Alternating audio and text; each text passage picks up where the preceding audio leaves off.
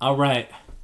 What is good social media? So I'm live here. Now, I told you guys there'd be a surprise.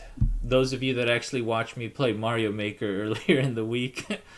um, and look, so some of you guys know I often sometimes record a podcast episode. My podcast covers a bunch of random topics. Now, some of you might have heard my podcast where I talked about the man who formed the Amazon labor union. Because I'm pro blue collar. I like when workers are doing awesome things. And some of you guys heard about a working class gal who had a chair thrown at her. And I also happen to be a gamer. So those of you that know about Street Fighter 3 know about the parry move.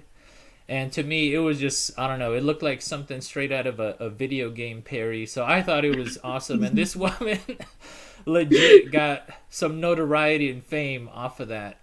But, anyways, I want to welcome her to this podcast episode. I want to welcome the legendary Halie, the real Wafflehouse Wendy. Welcome. Thank you, thank you. It was good to be here. It's cool. It's chilling. Well, by the way, thank you for coming on because you have like some kind of legendary status right now in America, and I'm just like some random guy that does gaming on Twitch. So I appreciate you coming on. Yeah, no problem. You were one of the people that reached out, and um, I'm totally down to just talk and chat. And I have no friends, so That's not true anymore. You're my friend now. right, right. So I have like actual people I like sit and talk with now. So it's cool. when you said that, I kind of like that like it I felt it in my heart like damn, that's not right. So we're going to change that. This is a good practice round, by the way, cuz since I'm not like any like, famous by no means, I'm genuine. I'm real. This ain't like a clout chase or nothing like that. I just genuinely respect what you do. Well, so by Yeah. the way, so speaking of which, so this your story became very interesting to me too because of what happened recently in the NFL where like the NFL was trying to continue a football game even though somebody was like dying on their football field, which was just hmm crazy to me. Obviously the players and the union said no, we're not going to play the game, and thank God the safety on the Bills is doing okay. He didn't die as far as I know. It seems like he's recovering now. I think he's like still in the hospital. Yeah, Yeah, something like that. now I'm not saying Waffle House is as dangerous as being an NFL safety, or maybe it is.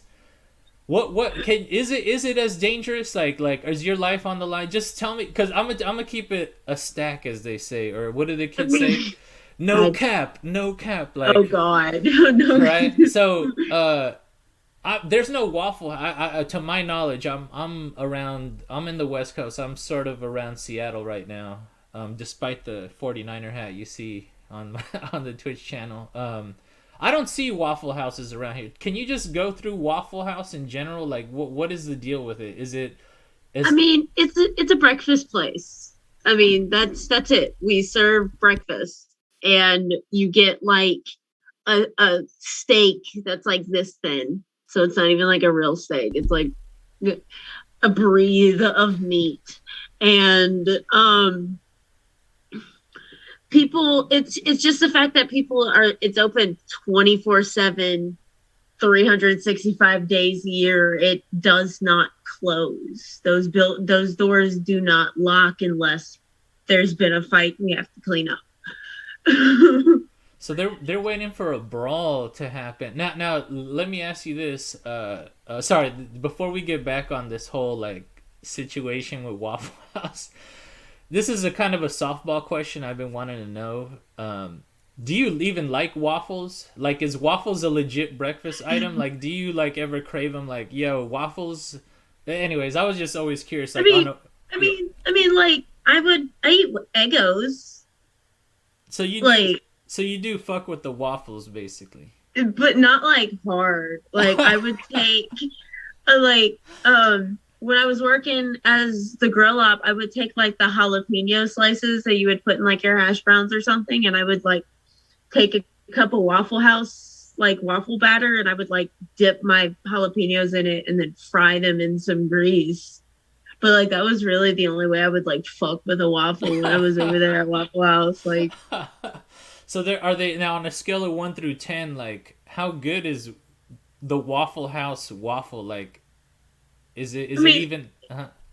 it's a pretty banging waffle. I'm not gonna lie. Okay, so it's Like like on the it's like top tier of wall because I mean obviously there's it's a business that's in business for some that's reason. supposed to be like what they're doing. Yeah. Okay. I'm My just fault. I'm now putting you on Instagram. now this thing you mentioned actually that's something I was thinking about that I wanted to pose to you as somebody that's sort of just been working in this area in this field, which is tough. I feel like in America being working class is just very difficult. I imagine I It's don't know what ass, it's yeah. like in Texas, but I imagine it must be. I mean, does Waffle House pay the bills? Do you get enough tips, or how do you feel about that? When I was okay, so this all happened like 2021. I haven't worked at Waffle House since like a month or two after this fight. But if you are a cook, you can make bills. I started as a waitress when I was at Waffle House, and it was like if you didn't have that talk to, people are you could barely make tip money depending on which shift you were working. You Hmm. can make more money with the when you were working with the drunks, but it's also the most dangerous shift. Right. So it's kind of like a toss up depending on like And how where many you're. hours a week did you work? I'm just curious. Like, what was your work week like? um Depending on which store I was working at and where I would work anywhere between 7 p.m. I would work the third shift. So I'd work 7 p.m. to 7 a.m. That's the graveyard. And yeah, it's the ass shift. And I remember one week I just stayed at Waffle House. I was there from 7 a.m. Friday morning and I didn't leave until 7 a.m. Monday morning. Oh my god. And we just kind of shut down an area so I could crash for like an hour or two. And then I would just wake up and, you know, go back to work, clock out for break, go back to work. Jeez. And do you think there should be do you I'm just curious, do you think this business model of like staying open 24/7 is like creates bad working conditions? Like do you think maybe they should change it up a bit or what do you think about that? I think more places should be open 24/7. It's more convenient. Hmm. But I also believe that those places that are open 24/7, if you have a 24-hour restaurant or a 24-hour grocery store or that dangerous part of the night, that after hours, whatever, you need security there. Hmm. Like you need more than just, a bunch of people who may or may not know how to fight. Because I've I've been in a couple of scraps. I've worked at Waffle House for on and off for 4.5 years. And all I've worked was the third shift. I mean, if they all start you on morning shift, whereas all the nice people, the churchgoers come in. But I I'm an insomniac. I don't sleep at night anyway.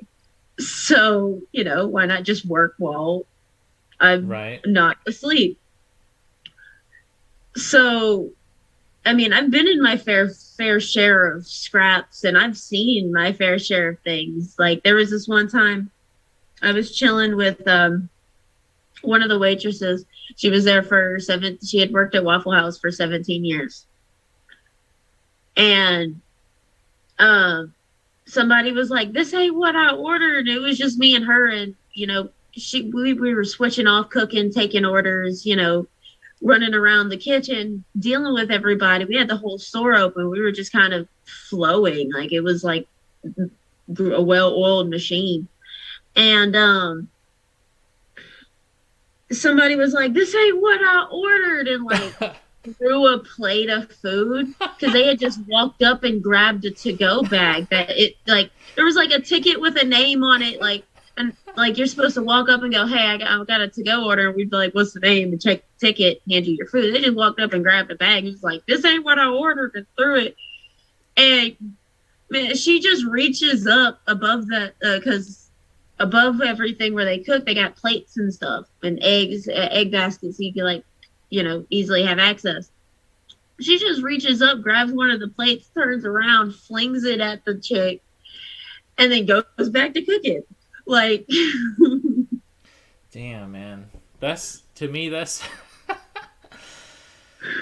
crazy, man. But I think what you're saying. So here's my thing. I mean, I'm pro union, and there's usually like two things that unions can fight for as far as like the demands they can make on a company. So one is wages, improvement of wages, but the other thing I think that is also important is working conditions. And I just think that what you're saying is an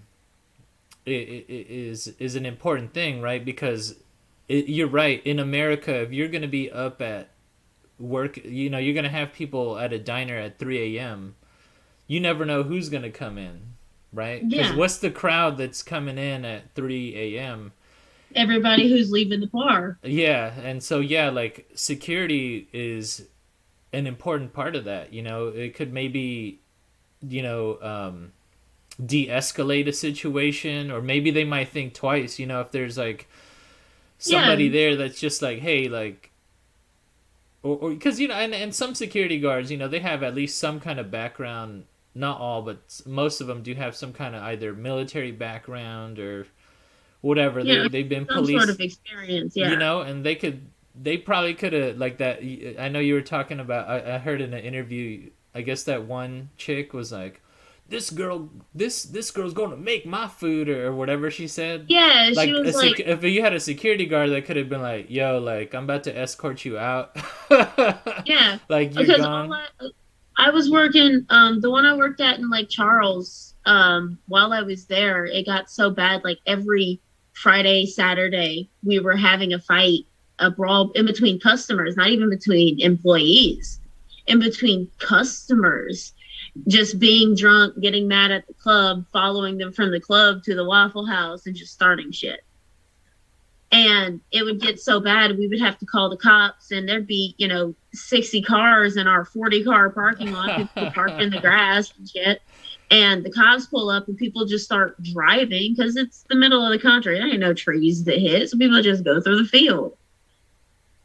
So we actually had to get a security guard, and he was there only on the third shift, and he was a really cool dude. We would, we'd pay him out of the manager would catch him in the morning, pay him what he was due for that night, and we'd send him home some food for him and his wife, some breakfast, and he was a really cool dude. And after he started showing up, and he had a piece on him because it's Louisiana, everybody's got a gun. The store I was working at,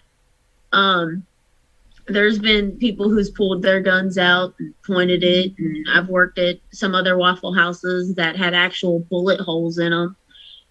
And so it's kind of like when he was there, people would think twice because all we had to do was, hey, can you come take this person to their car? Like, get them out of my store. Like, I'm not trying to deal with them. I've got, all these people to feed. I'm not trying to deal with, Cindy Lou who's got an issue with something. Right. Okay, so while I have you on here